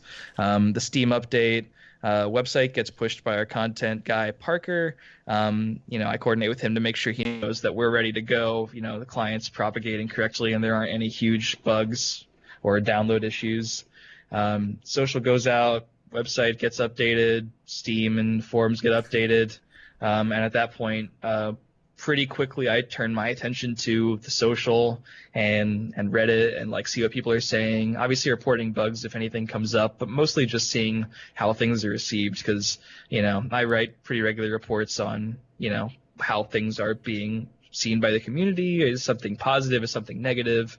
Are people, for example, liking the new mechanic? Do they have this concern about this card, or do they think this change is good, or are they hoping to see more of this? Initial feedback's pretty important, so that's usually what I turn to as soon as possible.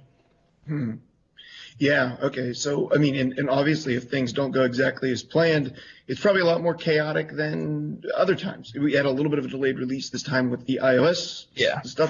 Fortunately, we knew that was happening. The one time I can really point to that was a little more chaotic was, I think it was Alliance War, where we had an Android issue that actually persisted for a couple days. So yeah, that was a problem. Stressful. Yeah.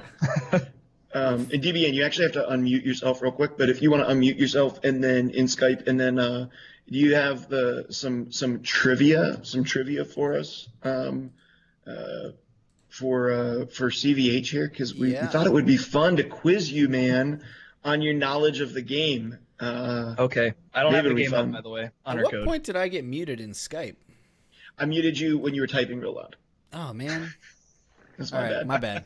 Sorry, had to respond. Okay.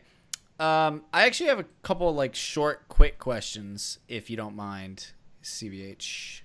Let's Hopefully, do it. You can just give me quick answers if you want. But one, I was just interested because you're talking about working out, and I know that's a big part of your life. What is your most kind of favorite or most successful like workout routine? So for the gym, I always followed sort of just like a regular kind of split. I have a push day, a pull day, and a leg day. So basically just working complementary muscle groups that, work well together. Pull day is back, biceps, things like that. Push day is mostly chest, shoulders, triceps. So you're doing all these pushing motions like bench press, shoulder press, side raises, things like that, tricep push downs. Mm-hmm. And then leg day is pretty self-explanatory. Yeah. Whole day dedicated to legs because I personally need it. So I go 6 days a week, pretty consistently. The day I take off tends to vary depending on how my body's feeling. But that means you hit each muscle group 2 times a week.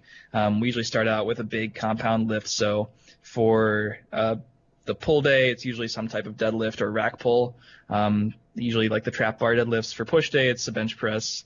And a couple variations of that, obviously. And for legs, it's either I don't personally care too much for squats. They kind of bother my back a little bit. Mm-hmm. Usually a heavy leg press, or I've been trying to do more squats just to get better at them. And then we move into like the accessory complementary stuff that goes along with, those muscle groups. And I'm trying to do more cardio too because I need to. It's hard. It's hard. Yeah. So yeah. I feel that. Hate it a lot.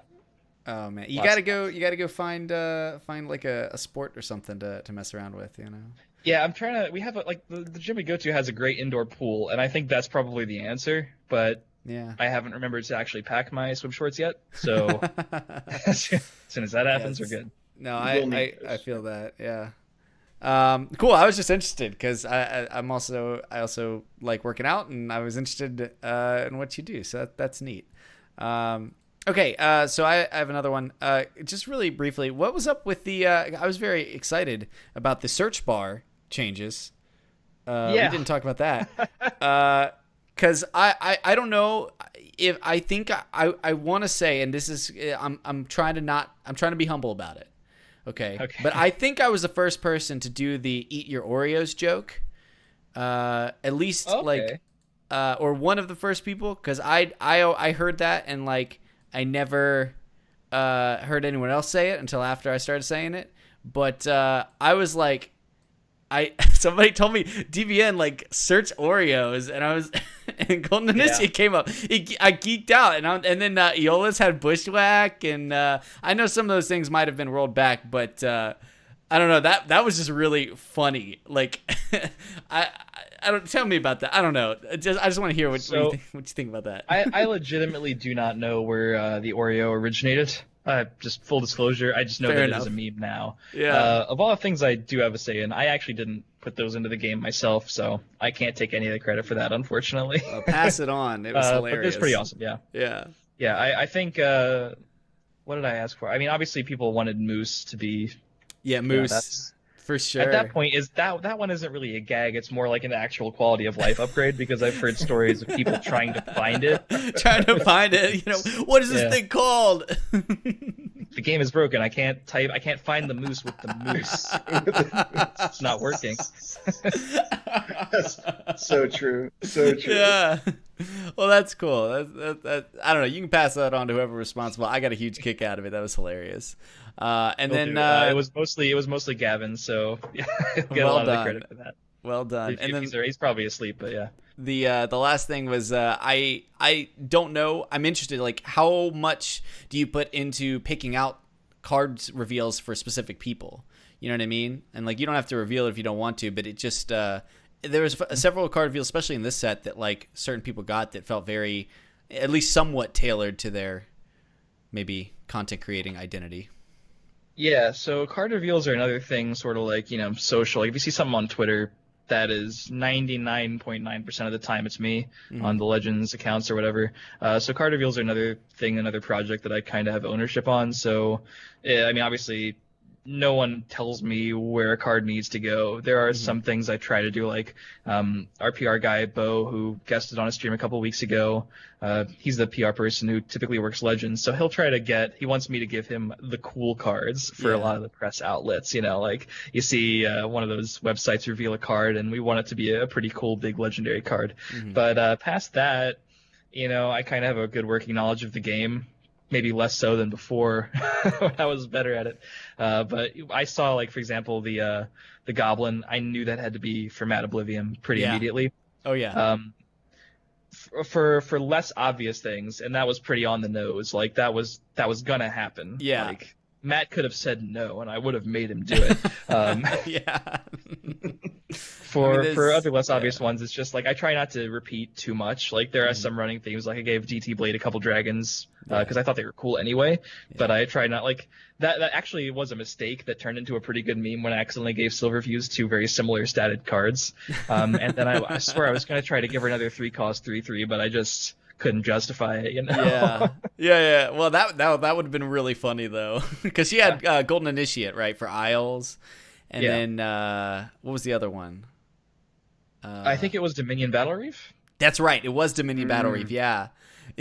And they're both draining. Great. They're both draining 3/3s for 3. Yeah. Awesome. Yeah. That's interesting. And I also listen to like if someone has a suggestion, like if someone comes to me and says I'd really like to reveal a card, I love this particular type of card or this particular attribute. I can't always accommodate that, but there's so many cards out there usually that it's not impossible. Like I know Zodi came to me with he wanted to meme a little bit. It was a couple expansions ago, and I gave him Bullnetch to reveal as like a fake card reveal. Oh yeah, because it was just the 3-cost 5/5, and it wasn't even collectible. But I had the image for it, obviously. So like pretend this is real, and let's hope people aren't actually fooled, because then I'll have a lot of explaining to do. Yeah. I do remember that, and I remember being immediately like, this cannot be real. Like, you know what I mean? There's no way. Yeah. Well, cool. I was just interested. That really worked, because I don't think we've ever actually done that with a story card before, so it's a lot of fun. Well, cool. We do have our I full disclosure, I did kind of throw this together. But we wanted to start working in a little mini trivia section. So I pulled together a couple things, and we won't judge you if you get it wrong, because frankly I'd be more interested on a couple of these if you get close. So yeah, I'm still tuning the segment, but first question. So you're the community manager, and so I know you do a lot of posting on social media. You do a lot of posting on Twitter. You also do some posting on Reddit. Do you know which of your Reddit threads has the most upvotes? Of all time? Of all of this is the top of all time posted by CVH. Is it the one? Oh God! So I actually checked this because I'm narcissistic like months ago, but it might have changed since then. Oh no, was it when I was like, "Thank you guys, I'm really excited to start work as a community manager"? I think that was number 2 though. Number 1 was an announcement. I don't remember which one it was. Yikes! It's funny that you know the second one as well. Now somebody's gonna have to check that one. Yeah. It'd been funny if you give us like. You got another guess? 10, jeez. I'm just gonna shot in the dark here. Sure. Was it the Isle of Madness announcement? It was not. Everyone was really excited about it. So what was it? It was the post titled "A Statement on the New Legends Client." That has the most upvotes? According to the search bar that says upvotes with of all time, or whatever, top of all time, I scrolled down and found the first one with CVH on it, and that one had the most. So, there you go. That is actually pretty surprising, because upvotes were kind of a hot commodity back in those days, given. I guess everybody was really excited for the client. I mean, it was an announcement on the new client stuff. Well, this was a couple weeks after the new client, and that was the statement we made, saying we are working to improve very quickly. Yeah, well, maybe it's the most voted one then. I looked for the top. I think it might be upvotes. A top I think means highest score, so that's pretty good. Yeah, so there you go. Okay. Well, community managed. Yeah. So in the new Jaws of Oblivion set, there are tons of new Daedra, but how many total Daedra are there in Elder Scrolls Legends? Oh my god, this is such a wacky trivia. I thought you were gonna be like, how much power does Invasion Vanguard have? No, I imagine that would be too easy for you. All right, so this is a question that I want everyone to be prepared for me to get very wrong. I'll give you a 5 plus or minus. Then we'll count it as correct. All right, I'm gonna say 47. That is 1 point out of the margin. It is 53. 53. You very close though. Very close. My 47 close. Didn't take into account for reflective automaton. Okay. Yeah. Actually, I may have. I think I'm sitting here. I think I forgot reflective automaton. So it's probably actually 54. Okay. I went through and counted them one by one. I don't know any better way of finding that information. Okay. Yeah, if you search Daedra, I don't think the automaton shows up, but there's some other stuff that doesn't show up too, I think. Yeah. Well, I mean, anything with the Daedra keyword would, and some of them had the plus one, but anyway. So next question. On September 17th, 2016, you posted your first Between the Lanes meta snapshot. Do you recall the 2 decks that you had ranked at tier 1? I'm going to say Control Mage and Midrange Archer. You are correct. Well done, sir. How many meta snapshots did you put out? There's a lot of them. And that Midrange Archer deck wasn't well built either. Hey, hindsight's 20/20, man. It is. Let's see. Can you believe that was 3 years ago? Jeez. Wow. It's wild too, ain't it? Yeah, honestly, for me, it feels like it was so much longer ago, frankly. Like I don't know. I feel like I've been playing TESL. My life is split. We have these major life moments, and my life is pretty much split into pre-Manticore nerf and post-Manticore nerf. Oh man, yeah, no, that which ones, right? Yeah, it's hard to even tell. Yeah. So let's see. This one, this is another ballpark one, and I did count all of these because I was wondering if this was something you'd know or not. But I doubt it. No offense. I wouldn't count it either until I decide to make this question. So again, give me a ballpark. I'll give you plus or minus 10 on this one. So how many titles are there in Elder Scrolls Legends that can be earned? Ooh. I will say slightly too many. All right, let me find an actual number. God, there's seriously so many of them. There really is. I counted them one by one. Wow, I just scrolled. That's the kind. Like, if you had asked, I could have told you. Like, I might even overshoot it because I think there's just that many. I'm gonna say 150. That's what it feels like, at least. You would be incorrect. There is more. You want to try again? 250. There is 219 earnable titles in Elder Scrolls Legends. 219 scrolls in the title selection. That is a lot of options. Yeah, if you've earned all of them, that is a legitimate achievement. Yeah, that is. The thing is, there are all these title hunters out there, and I'm like, okay, cool. Like, you've got 75. I had no idea there were this many dang titles. Like, holy crap, there's so many titles. A lot of titles in the game. So does this count there's a couple hidden titles too? I imagine this counts them. And if it doesn't, I'd have no way of knowing off the top of my head. Well, I don't know. I think there's a couple hidden titles that I have earned, but no, I don't know how many hidden titles there are, but yeah. I'll get a message from someone at Sparky Pants tomorrow morning saying, "Hey, I listened to your podcast. You were both wrong." I'm sure we were. Heck, we're probably wrong on the Daedra, but again, counting only takes me so far. I did remember to turn on the crafting thing because I don't have a copy of Dramora Marquinaz. I don't know how to say that. Don't have a copy of that. I think I dusted that way back when. Okay, and the final question is, what card needs a nerf the most? Manticora.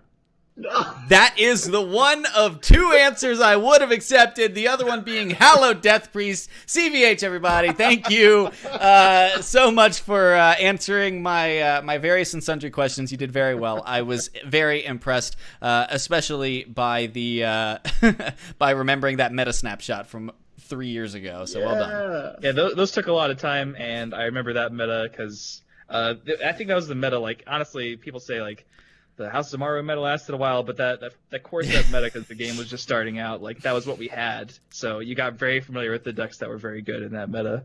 Well, and I played a lot of mid-range Archer. That was the first deck I crafted. Was mid-range Archer. That was when the Burn and Pillage was still playable. Yeah, man, and Soul Rest Marshall was crazy. Soul Rest Marshall was the guy. That was what, like, you just tempo that out and, with something else, put and Leaf Lurkers were like staples, like auto crafts back then. Like, I still love Leaf Lurker, but yeah, no, that was good times. Good times. Mm-hmm. Well, that's all the questions I have for you, sir. Thank you for answering them. Awesome. Well, we're going to go ahead and head towards the closing, and we have a new segment that we're going to do. We're going to give it a try. We'll see if people like it, or if people don't like it, we'll get some feedback from the community. But this new segment is going to begin to close out our show, which is going to be Mark's thoughts. So my goal for this is to get us thinking about something that may or may not be gaming related, but maybe bigger. If you're taking an hour and 35 minutes to listen to this, I hope that you walk away with something more than just more Legends knowledge. I hope that you walk away with Legends knowledge, but we also hope that you walk away with life knowledge. So my first thought so far is going to be this. If I was thinking the other day, and I was just contemplating this concept of IRL, right, in real life. We have this on Twitch. We have these comments a lot, like, I got to go do something in real life. And I began thinking about it and really what that concept means, because do people honestly believe that the time that they spend in games is not real life, right? That this is how we're spending our life, right? As gamers, we are choosing to spend our real lives as gamers participating in video games. You don't get any more time or less time than anybody else. Everybody gets 7 days in a week, 24 hours in a day. And if you choose to participate in this, it's not that you're not participating in the real world. This is your actual life. And my real thought was, does the term IRL sort of, does it make gaming more of a joke? Does it actually sort of lessen its value? We know that gaming is becoming more and more popular. Esports are becoming more and more popular. This is steadily becoming more and more of a thing. And we already know that the world at large, when it looks at gaming, thinks it's nothing, or people get looked down on a lot because they're gamers, especially people who are working kind of in the marketplace. You can kind of be looked down upon because of this hobby that you have. And I think reinforcing that with the thought of in real life just sort of goes along with that and reinforces this idea that what we're doing as gamers is not actually real life, but instead it is. It's the thing that we've begun to participate in. And so I'm like campaigning that we get rid of IRL from our gaming terminology, and realize that part of gaming is real life. And that's just my thought. That's my thought. That's something maybe you take home with you and you just think about this week. Do you really view gaming as part of your life? Because this is the way that you're choosing to spend your time. This is the way that you're choosing to spend your real life. You only get one of them, and this is the way that you're choosing to spend it. It's a little philosophical, but CVH or DBN, do you guys have any thoughts on our closing thoughts for this episode? I will admit to using IRL, but I've never really thought about it as a gaming or non-gaming thing. I usually use it online to sort of notate something I'm going to do offline. And I think it's different for me because even a lot of the stuff I do offline is gaming related. So IRL literally means just like offline, like, oh, I know, for example, well, let's hang out IRL.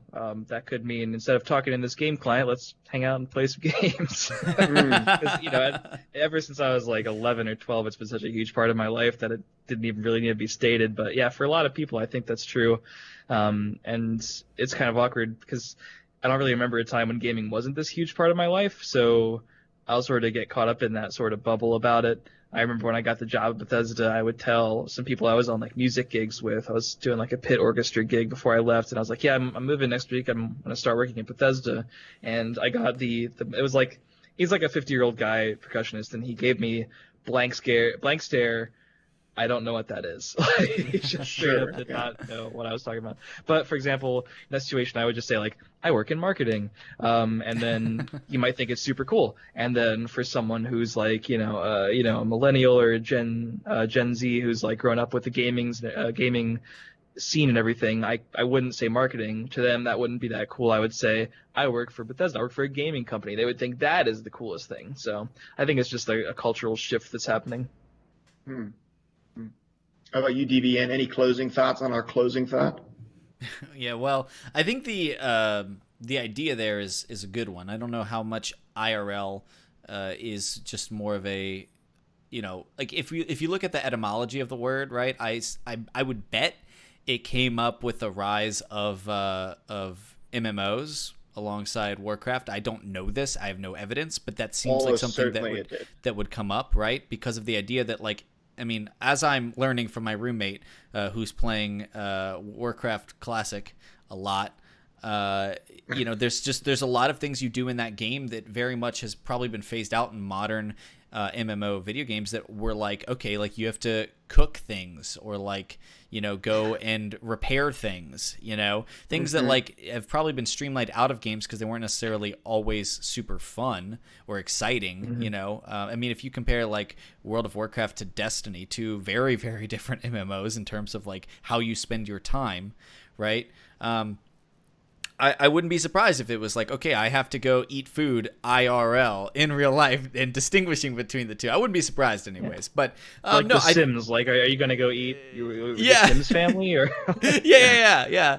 But I do think there's something really important with what you have to say, which is I do think, and maybe not about gaming in particular, but I think that humans in general tend to devalue the things that they are passionate about, especially if they're, if they're not making money off of it, or if it's something that maybe is, deemed a waste of time by other people. I mean, Christian's right. Like, sometimes I just don't tell people about my streaming and casting, jobs. I'm just like, they won't get it, and I think that there's a lot of people, for instance, we talked about this before, Mark, where like, they feel bad about spending money on TESL. Well, if TESL's your hobby, if magic is your hobby and that's what brings you joy, there's no difference there between going out and buying new golf clubs. I mean, really, one is just simply more legitimized by, the American, definition of success, right? And so, like, I just think that's really important to understand it. It's okay to spend time and money on the things that make you happy, as long as they're, not unhealthy. All hobbies are good. And like, I remember back when I was streaming more or less full time, I was in a music gig with someone else, and this lady asked me, she's like, "Oh, what do you do besides this?" And I said, "Well, I don't really have a day job per se, but I do like full time content creation for this game." And I didn't really explain what content creation was, but she's like, "Oh, don't tell my son." And like, it was a joke and everything, but you kind of want to ask, well, why not? Because I think the idea of full time in gaming that the clickbaity sometimes media presents you with is always a pro esport thing, or always this be the next ninja streamer thing. And like, for every person who's legitimately making a full time living in esports or content creation, you have like 10 engineers coding the games, you have marketing people publishing the games, you have PR people, you have content writers, you have story writers, you have writers and artists and quality assurance people. Like, there's a whole sort of ecosystem of different kinds of people with different skill sets who make a living in gaming, and those are very real professions. They're very secure, and I think they deserve a little bit more attention than just the idea that gaming is this thing you kill time with and spend money on, and then you got this pipe dream of the ninja-esque type of thing. But it's a very real entire world that's going on. Yeah. And it's only getting bigger. Yeah, and that's the thing, right? That it's consistently growing. It's going to consistently grow, and I think that it's important. There's some terminology that I think that the gaming community uses that I'm not sure is helpful in legitimizing the not just the hobby, but it is a cultural thing, right? And I mean, I work in a world where I'm basically the only gamer. I'm not the only tabletop gamer. I'm the only video gamer in the office.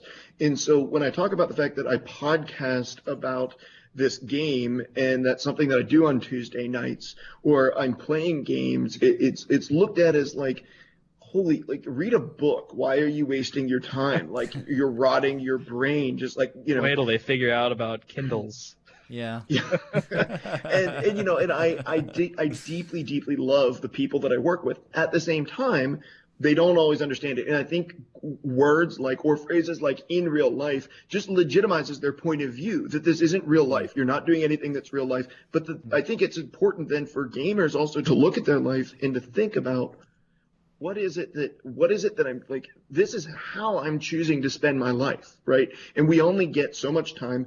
There's only so many things you get to participate in. Be careful of what you place your life in. And I'm not always saying hated the expression, I don't have enough time for something. I try not to use that ever, because in reality, time is pretty static for everyone. It's 24 hours in a day. We don't know how much time we have, but that's the limitation that we know of. So instead of saying, here's a fun exercise, instead of saying I don't have time for something, say, this is not a priority. And that'll sort of let you sync up and really think about what you're spending your time on. Like, I didn't hit Legend this month. I could say I didn't have the time for it. Like, I obviously am doing more other things now, but that just means hitting Legend wasn't as big of a priority for me. I was doing other things. And then you can ask yourself, am I okay with that? Like, is that statement okay with me? Am I okay with saying that I spent this amount of time playing this game versus anything else I have going on? And chances are I'll be totally fine with it. then you realize you have like a hobby you can really vibe with. Like, once I told myself that I was missing out on other things because I was streaming Legends full time, and I was like, I'm totally okay with this. This is what I want to be doing. But really accepting that and saying this is where my time is going, and that's a conscious decision. Yes, and there's some intentionality that goes along with that I think most people, all of us, need to be conscious of. We need to grow in, right? That there's some level of intentionality of examining our lives and looking and saying, is this really what I want to be spending my time on? Is this what am I putting my effort into? Because we all have the same amount of time. And you're right, it's really not a question of I don't have enough time or do I have enough time. It's do I choose to make the time for? Right? Because we can choose to make the time for, but it's a question of what do we really truly desire. I can choose to make the time to be in the top 100 Legend players in Legends if I wanted to, but I desire to be a good father as well. And so, and I desire to remain married. And I desire to keep my priorities. Right. And so, like, yes, and I think people can look down on themselves. Either they're not a good enough player or they can't get there. And it's like, no, like, you choose the priorities that you have with the limited time that you have allotted to you. And it's important to examine those things and be examining your life. And I think it's important to legitimize the hobby and legitimize the profession of gaming, both as a public figure, a content creator, or all the behind the scenes stuff that goes into putting those games out there, that we are careful with how we relate to the very thing that we love, that we don't delegitimize it in the eyes of those who are looking at it as a joke. We need to look at it as this is part of our life and part of something that we're participating in. And it's important to us. And I think that's my thought. That's my closing thought. Cool. Okay. We really got to get out of here. CVH, we've kept you for an hour and 47 minutes. This is like way too long. CVH, real quickly, if people wanted to get connected with what Bethesda's putting out there and kind of like what you're doing, how would people, we don't need your cell phone number, but how would people, reach out to you? Not going to get that. Or see what you're putting out there?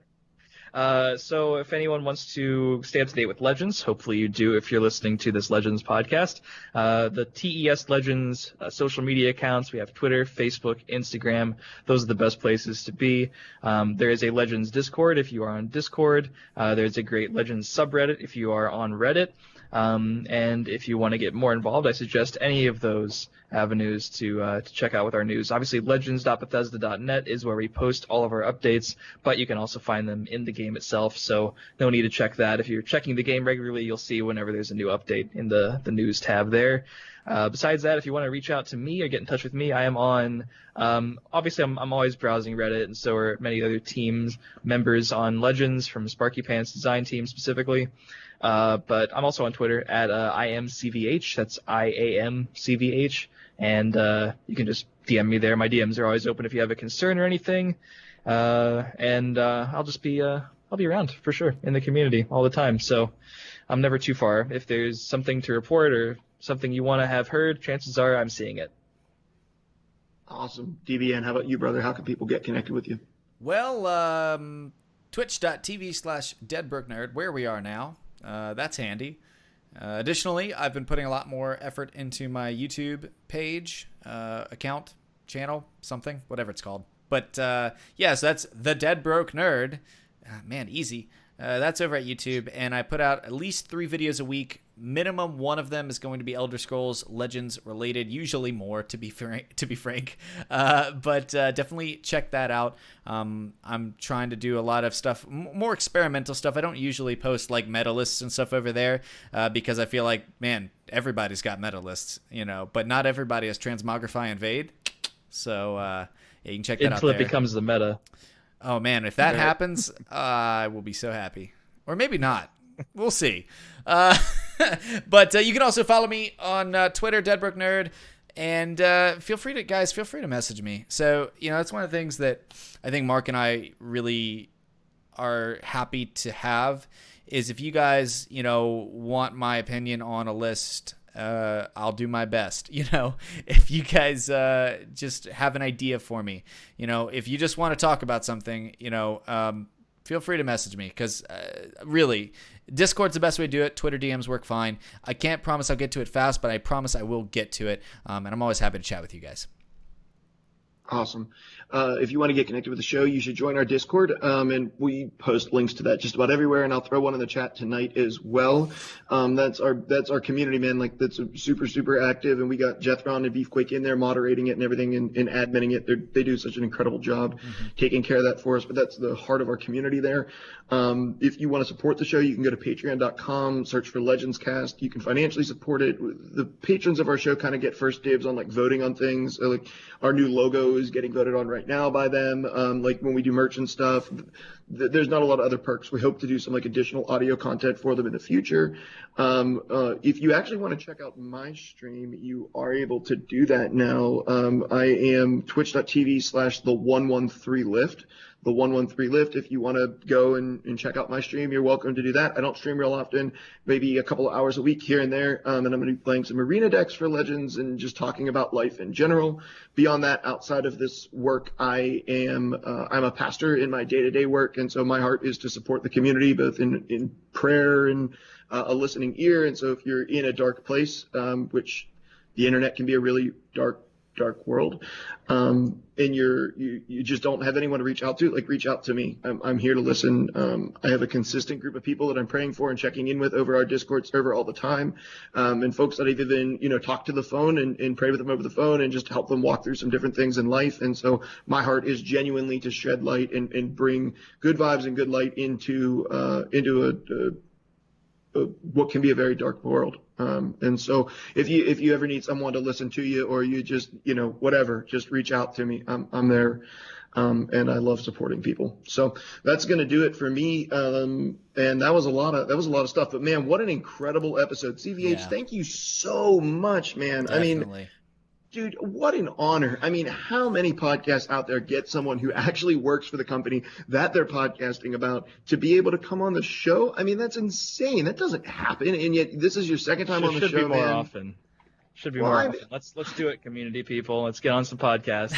Yeah, man, I'm just so honored. I'm so honored that you take the time out to come and tune in with us. So once again, man, thank you so much. It's been an honor to have you on the show. Yeah. No problem. It's been great. It's been an honor to be on the show as always. Best of luck with the future episodes. I'm looking forward to listening to them. Oh, awesome. Do you actually listen to our show? Oh yeah, I mean sometimes I skip around if it's a super long episode, but yeah, I always try. Like this one. You don't have to listen to this one. You don't have to listen to this one at all. It's our longest. Okay. I'm not going to listen to this one back. I don't like hearing it. That's perfectly fine.